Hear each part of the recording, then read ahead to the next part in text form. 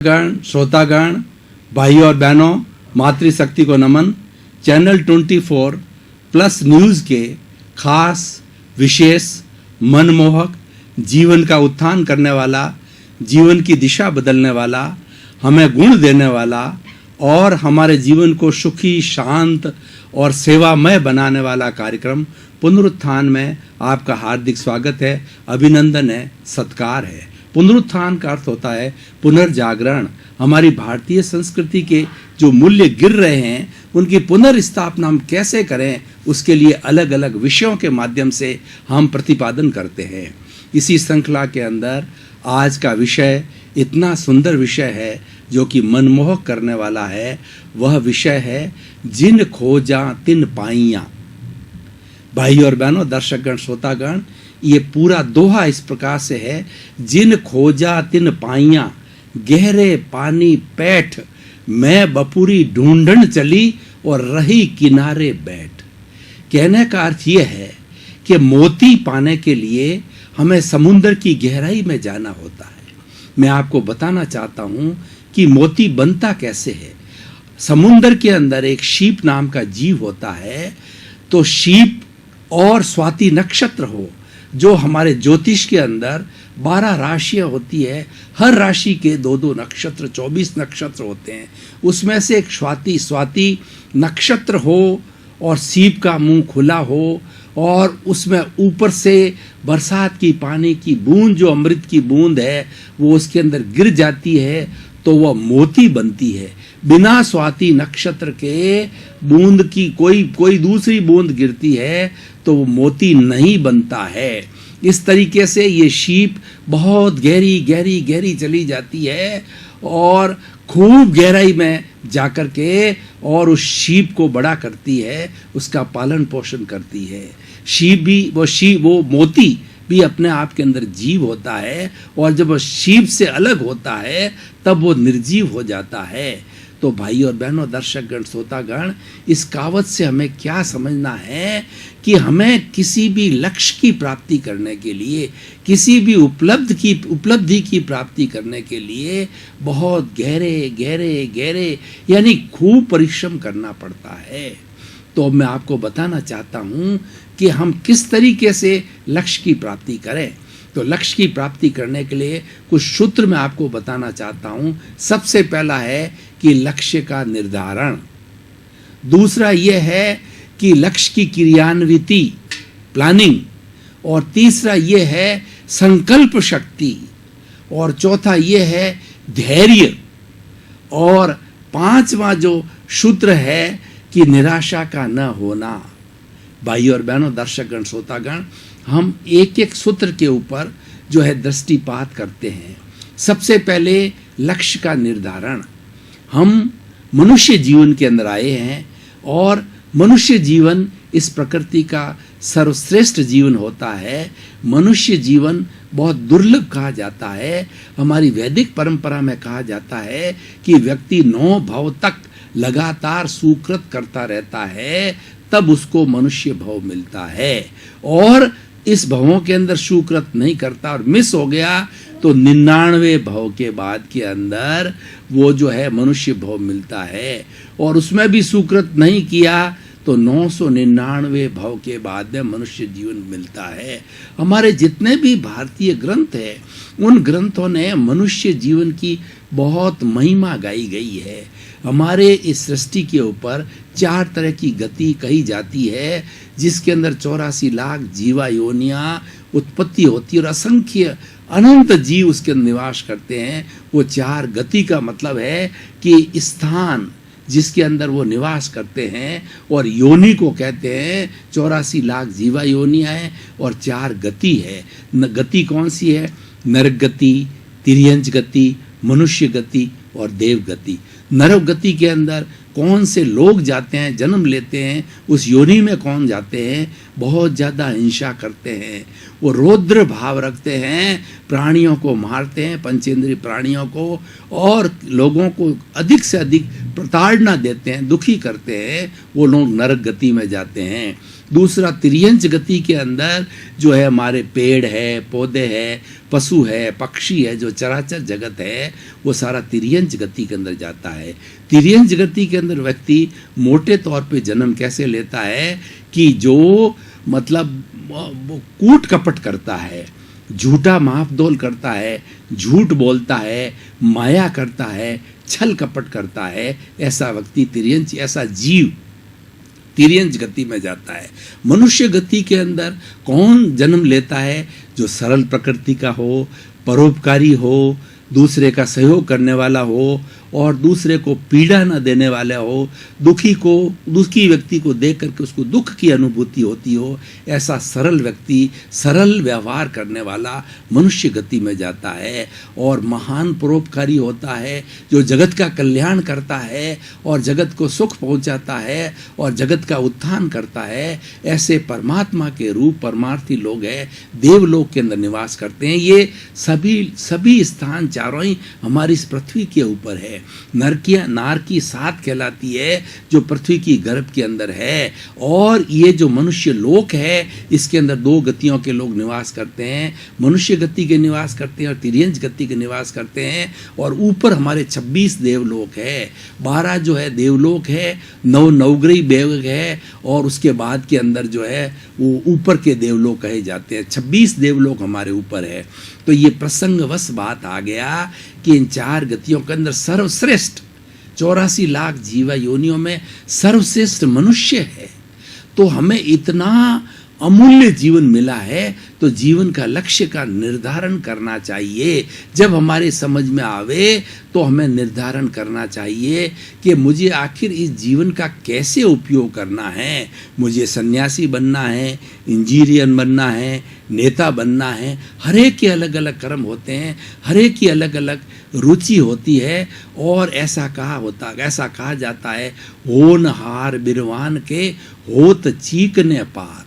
अगर व्यक्ति कोई बहुत बड़ी उपलब्धि वाला बनना होता है तो उसका लक्षण बचपन में ही दिखाई देता है। स्वामी विवेकानंद, दयानंद सरस्वती, महात्मा गांधी, भगवान राम, भगवान कृष्ण, भगवान महावीर और जीसस और मोहम्मद साहब और जरथुस्त्र, जितने भी ये महापुरुष जो है ना बचपन में जन्म लिए तो उनकी प्रतिभा बचपन में ही मालूम। गुरु गोविंद सिंह और उसके बाद के अंदर जो गुरु नानक, इनके बचपन के अंदर ही ऐसी प्रवृत्तियां मालूम पड़ जाती थी। तो जब हमें होश आए, समझ आवे, तभी हमें लक्ष्य का निर्धारण कर लेना चाहिए। लक्ष्य 2 तरह का होता है। एक तो भौतिक जगत जिसके अंदर रह रहे हम, लौकिक जगत, उसका हम कैसे कल्याण करें, उसके अंदर हम कैसे भला करें। और एक होता है भीतरी जगत। भीतरी जगत अध्यात्म जगत होता है। उस जगत के अंदर मुक्ति की प्लानिंग करनी चाहिए कि किस तरीके से हम 84 लाख जीवा योनि का भ्रमण है। ये दुख का कारण है, दुख का सबसे बड़ा कारण है 84 लाख जीवा योनि में भ्रमण करना। हर बार हम जन्म लेते हैं, हर बार जब मरते हैं तो बहुत ही कष्ट होता है। जन्म और मरण ऐसी अवस्था होती है जो कष्ट भरी अवस्था होती है। तो मुक्ति की ओर जाना, शाश्वत सुख की ओर जाना, ब्लिस की ओर जाना, ये भीतर की प्लानिंग होनी चाहिए। दर्शकगण, श्रोतागण, हमने अपना लक्ष्य का निर्धारण किया और लक्ष्य का निर्धारण करने के बाद के अंदर संकल्प शक्ति को पैदा करना होता है कि मुझे ये लक्ष्य पाकर रहना है। चींटी जो होती है वह ऊपर चढ़ती है फिर गिरती है, ऊपर चढ़ती है और ऊपर चढ़ती है फिर गिरती है, लेकिन वह कभी हिम्मत नहीं हारती। तो चींटी से हमें शिक्षा लेनी चाहिए कि बार बार प्रयास करने के बाद भी हिम्मत नहीं हारनी। हमारी संकल्प शक्ति जब दृढ़ होती है तो हमारे विचारों की सारी ऊर्जा एक स्थान पर केंद्रित हो जाती है और उससे जो है वो एक दिशागामी होकर के हमें वही दिखाई देती है। मैं एक उदाहरण के तौर पर भाई और बहनों, दर्शकगण, श्रोतागण बताना चाहता हूँ कि द्रौपदी का संयमवर रचा गया। उसके अंदर एक शर्त डाली कि मेरे द्रौपदी को वही राजकुमार शादी करेगा जो कि ऊपर मछली लटक रही है और नीचे कुंड है। तो कुंड की ओर वो आंख करके अपना धनुष उल्टी दिशा में चला करके और उसकी परछाई से जो है मछली की आंख को बींदेगा, वही द्रौपदी से ब्याह करेगा। ये उस संयमवर की शर्त थी। तो अर्जुन गांडीवधारी अर्जुन जो है वो भी राजकुमार के रूप में वहां आए और उन्होंने अपना निशाना साधा। उनकी दृष्टि कुंड के अंदर मछली की परछाई की तरफ थी और तीर का निशान साधा उन्होंने मछली की तरफ। तो उनको पूछा गया कि आपको क्या दिखाई दे रहा है, तो अर्जुन का जवाब था कि मुझे जिस मछली की आंख को भेदना है वही दिखाई दे रही है। तो भाई और बहनों, दर्शकगण, श्रोतागण, हमें अगर गहरे में मोती पाना है, मोती पाने के लिए गहरा जाना है, तो ये कहावत है, इसका अर्थ ये है कि हमें कुछ बनना है, हमें कुछ होना है, हमें कुछ करके दिखाना है इस जगत को, और साथ साथ में मुक्त भी होना है। दोनों बातें करके दिखानी है। तो हमारा संकल्प शक्ति इतनी दृढ़ होनी चाहिए कि चाहे कैसे भी अवरोध आए, मैं उस अवरोधों का सामना करूंगा। और कहा जाता है कि God help those who help themselves. जिसका संकल्प दृढ़ होता है, ईश्वर उसकी अवश्य ही मदद करता है, और जिसका संकल्प दृढ़ नहीं होता है, ईश्वर उसकी मदद नहीं करते हैं। एक उदाहरण के लिए कहा जाता है कि एक व्यक्ति ने उपासना की और उपासना उसने 3 दिन की तपस्या को तेला बोला जाता है। उस तेले की तपस्या करने से जो उसका इष्ट देव की उसकी आराधना की, इष्ट देव की आराधना करने पर जो है वो इष्ट देव हाजिर हुआ और इष्ट देव ने पूछा कि तुम्हारे को क्या चाहिए। तो उसने कहा कि मैं जो है वो बहुत बड़ा व्यक्ति बनना चाहता हूँ। तो उन्होंने संकल्प शक्ति उसकी दृढ़ता को देखने के लिए कुछ प्रश्न किए देव ने कि ये बताइए कि तुम्हारी पत्नी तुम्हारे साथ है कि नहीं है। पत्नी मेरे साथ नहीं है। और तुम्हारे पुत्र तुम्हारी सहायता करते हैं कि नहीं, वो भी नहीं करते। और तुम्हारे रिलेटिव तुम्हारी सहायता करते हैं कि नहीं करते, वो भी नहीं। और मित्रगण या और भी तुम्हारी कोई सहायता नहीं करते हैं कि नहीं करते हैं। तो उन्होंने कहा कि तुम कुछ नहीं कर सकते, तुम यहाँ से भाग जा, ऐसा वरना बर्बाद हो जाएगा। यानी संकल्प शक्ति उसकी दृढ़ नहीं थी। दृढ़ संकल्प शक्ति वाला देवता को भी झुका सकता है। तो हमारी संकल्प शक्ति दृढ़ होनी चाहिए। उसके बाद के अंदर काम की प्लानिंग। ऐसा कहा जाता है कि व्यक्ति को अपना लक्ष्य जो है बहुत ऊंचा बनाना चाहिए। दर्शकगण, श्रोतागण, भाई और बहनों, हमें पता ही नहीं पड़ा कि इतना समय हमारा कैसे निकल गया। तो हम अब तरोताज़ा होने के लिए थोड़े समय का ब्रेक ले रहे हैं। ब्रेक के बाद पुनः हाजिर हों।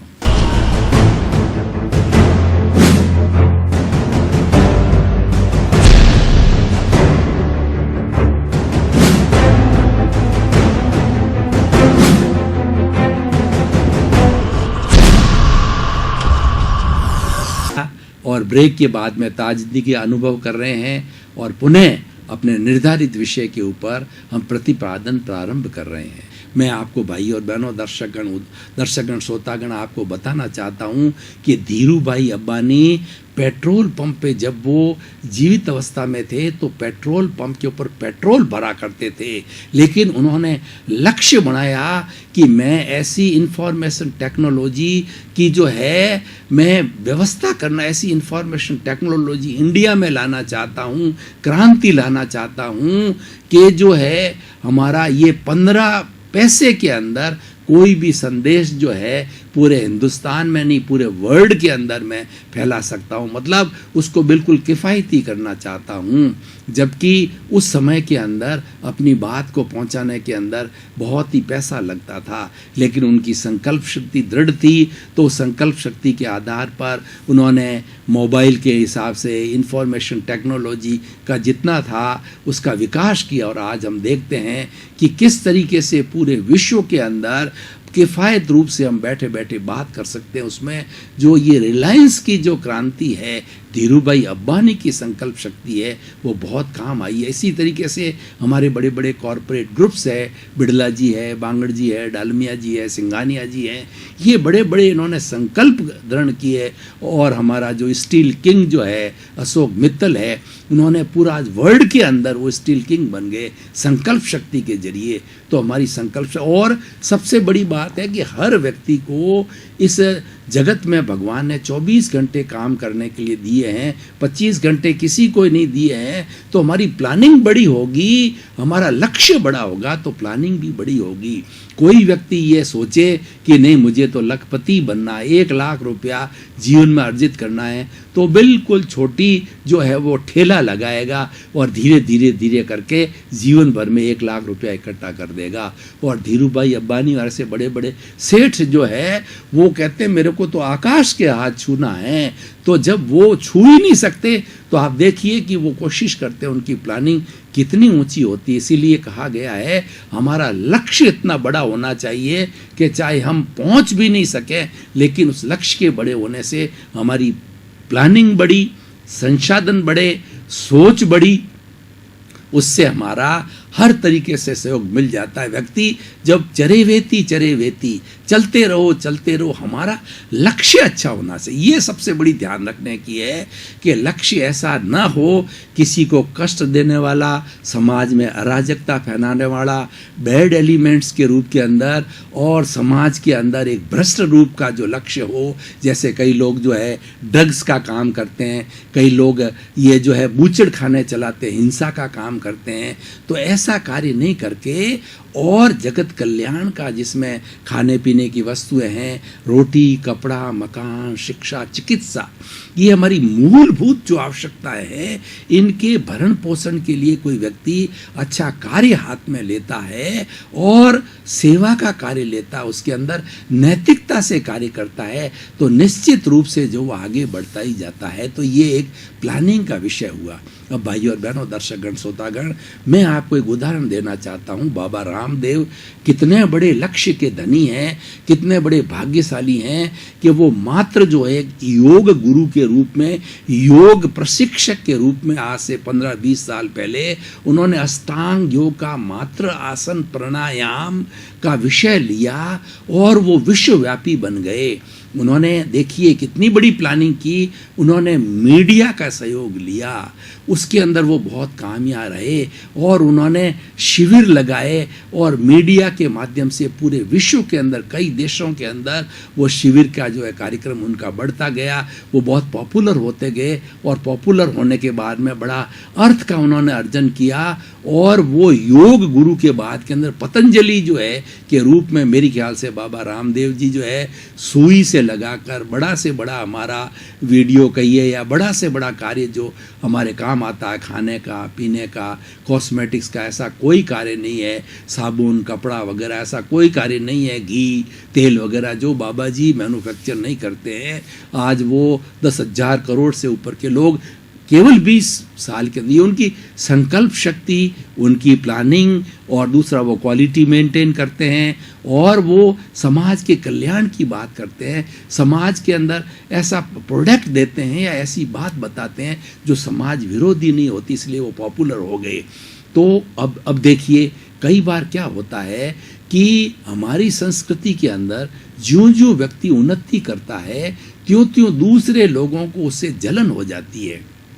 आज देखिए नेगेटिव थॉट्स के लोग होते हैं, वो बहुत पैसे से वो कुबेर हैं और वो साधन संपन्न हैं, फिर भी वो दुखी रहते हैं। दुखी क्यों रहते हैं कि पड़ोसी के सुख के कारण दुखी रहते हैं कि मेरा मकान 5 मंजिला और पड़ोसी का 7 मंजिला हो गया, उससे वो दुखी रहते हैं। तो मतलब पराये की उन्नति देख करके लोगों में जेलेसी, लोगों के अंदर जो ईर्ष्या की भावना बहुत होती है, तो उसके अंदर जो कोई विकास करने लगता है तो उसके रिएक्शन के रूप के अंदर कुछ बैड एलिमेंट्स उसको गिराने का भी कार्य करते हैं। जैसे भाई और बहनों, दर्शकगण, श्रोतागण, मैं उदाहरण आपको बताना चाहता हूँ कि योग के धनी और अच्छे आचार वाले, अच्छे विचार वाले, पॉजिटिव थिंकिंग वाले, विजन वाले हमारे वर्तमान के प्रधानमंत्री नरेंद्र भाई मोदी, जो कि 15-15, 16-16 घंटा वो मुख्यमंत्री गुजरात 12 साल रहे,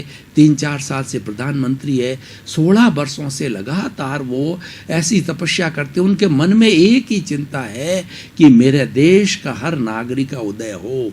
वो सर्वोदय की बात सोचते हैं कि सबका उदय हो, सबको हमारी रोटी, कपड़ा, मकान, शिक्षा, चिकित्सा, ये जो हमारी विकास की सुविधाएं हैं हर व्यक्ति को मिले, उसकी चिंता करते हैं, उसके लिए बात करते हैं। तो उनको उनके ही लोगों ने जो है प्लेटफॉर्म पर आगे के मतलब केंद्र के अंदर जो है राष्ट्रीय स्तर पर नहीं आने दिया, लेकिन वो संकल्प के दृढ़ थे और चरित्रवान थे, कुछ करना चाहते थे, उनकी प्लानिंग बहुत बड़ी थी, वो धैर्यवान थे।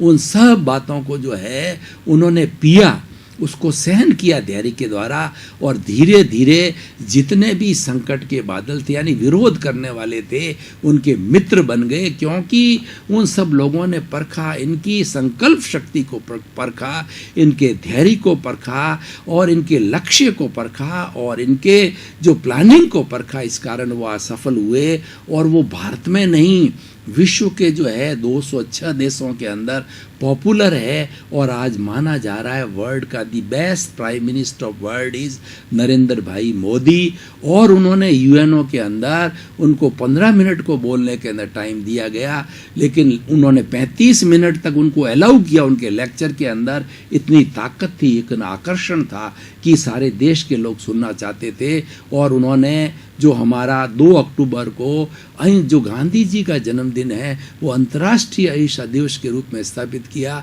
और हमारी भारतीय संस्कृति की योग की विद्या है, वो पूरे विश्व को जो यूएनओ के अंदर योग की फिलॉसफी को समझाया, बताया कि ये ऐसी फिलॉसफी और 4-5 हज़ार साल पुरानी टेस्टेड है, इसके अंदर व्यक्ति को लाभ ही लाभ है, 1% भी नुकसान नहीं है, किफ़ायत है, कोई पैसा नहीं लगता है और कोई रिएक्शन नहीं है, कोई नुकसान नहीं करती है, मात्र अपने शरीर को प्रयोगशाला बनाना होता है। तो आज 21 जून को 2015 से हमने 3 जो है वो अंतर्राष्ट्रीय योग दिवस भी मना चुके हैं। और अब उन्होंने इसका इतना फैलाव किया है कि उन्होंने यूनिवर्सिटी ग्रांट कमीशन के माध्यम से सभी स्कूल्स, कॉलेजेज, यूनिवर्सिटियों को ये मैंडेटरी कर दिया गया है कि उनके यहाँ जैसी जैसी अवस्था है योग का डिपार्टमेंट खुले, फैकल्टी खुले, सर्टिफिकेट खुले, प्रशिक्षक आए, यानी उस पर इतना ध्यान। भाई और बहनों, दर्शकगण, श्रोतागण, मैं ये बात कह रहा था कि जिन खोजा तिन पाइयां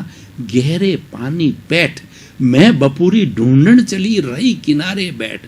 अब मैं किनारे पर बैठा हूं और कोशिश कर रहा हूं कि वो कब किनारे पर मोती आवे मैं ले लूं। तो बैठे रहो जिंदगी भर, मोती किनारे पर अपने आप नहीं आता है।